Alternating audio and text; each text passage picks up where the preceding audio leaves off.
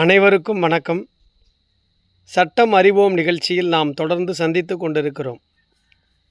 இன்றைய தினம் ஒரு சிறப்பு சட்டத்தை பார்க்கலாம். தமிழகத்தில் இந்தியாவிலேயே முதல் முறையாக 69% இடஒதுக்கீடு தமிழ்நாடு அரசு தேர்வாணைய பணியிட வாய்ப்புகளிலே வழங்கப்படுவதில் 20% தமிழ் வழியில் படித்த மாணவர்களுக்கு வழங்கப்படுகிறது என்பதை அனைத்து தமிழ் பள்ளியிலும் படிக்கக்கூடிய மாணவர்கள் தெரிந்து கொள்ள வேண்டும். எல்லோருக்கும் என்ன நினைப்பு இருக்கலாம் என்று சொன்னால், குறிப்பாக அரசு உதவி பெறும் பள்ளிகளிலே படிக்கக்கூடிய மாணவர்கள் சிபிஎஸ்இ பள்ளிகளிலும் மெட்ரிக் பள்ளிகளிலும் படிக்கக்கூடிய மாணவர்களுக்கு இணையாக நம்மால் சாதிக்க முடியாதோ என்று நினைக்க வேண்டாம்.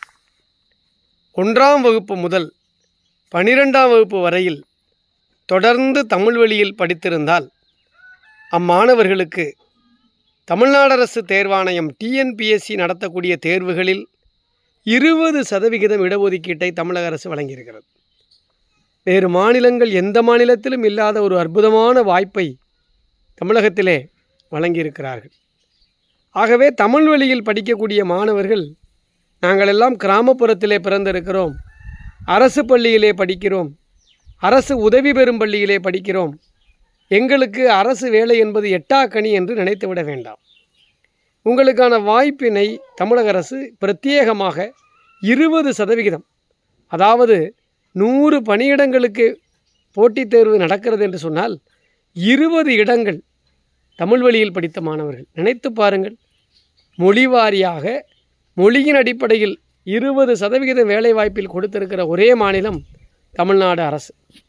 ஆக இந்த வாய்ப்பினை நாம் பயன்படுத்தி எட்டி அந்த கனியை பறிக்க மாணவர்கள் முயல வேண்டும். ஆகவே சிறுவயது முதலே ஒரு அரசு வேலைக்கு செல்ல வேண்டும் என்று சொன்னால், நமக்கு ஆரம்ப பள்ளி முதல் உயர்கல்வி வரையில் மட்டுமல்லாமல் ஆரம்ப பள்ளி முதல் தகுதிக்கேற்ப +2 வரையில் கூட, ஆரம்ப பள்ளி முதல் 10ஆம் வகுப்பு வரையில் கூட நீங்கள் தமிழ் வழியில் படித்திருக்கிற பொழுது குரூப் 4 பணியிடங்களும், மற்ற பணியிடங்களுக்கு கல்லூரி கல்வி வரையிலே தமிழ் வழியில் படித்திருக்கிற பொழுது, ஏன் நீதிபதி தேர்வில் கூட தமிழ் வழியில் படித்த மாணவர்கள் 20% பேர் இன்றைக்கு நீதி பரிபாலனம் செய்து கொண்டிருக்கிறார்கள். ஆக இந்த அற்புதமான வாய்ப்பு தமிழ் வழியில் படித்த மாணவர்களுக்கு சுலபமாக இருக்கிறது என்பதை அனைத்து மாணவர்களும் தெரிந்து கொண்டு இந்த வாய்ப்பினை பயன்படுத்தி கொள்ள வேண்டும் என்று சொல்கிறேன். இன்னொரு வாய்ப்பில் சந்திக்கலாம். நன்றி, வணக்கம்.